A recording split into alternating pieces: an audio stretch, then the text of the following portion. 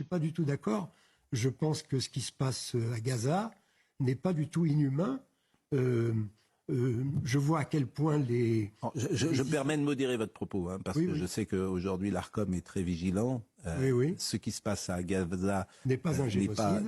Alors ça, c'est différent de n'est pas inhumain.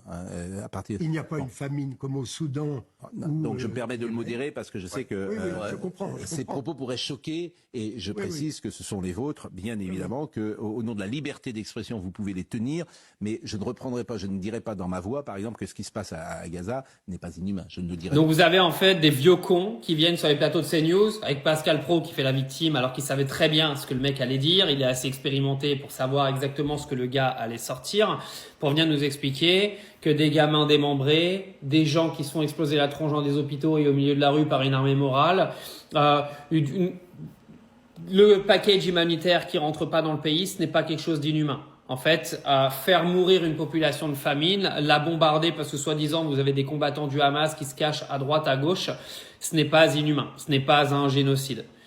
Et ça, l'ARCOM, ils vont laisser passer. Ça, CNews peut continuer d'émettre aujourd'hui dans notre pays en incitant déjà les gens à devenir des haineux en permanence sur les musulmans, mais en plus en invitant des gens qui viennent vous expliquer que des enfants qui meurent tous les jours, ce n'est absolument pas inhumain et ce n'est pas un génocide.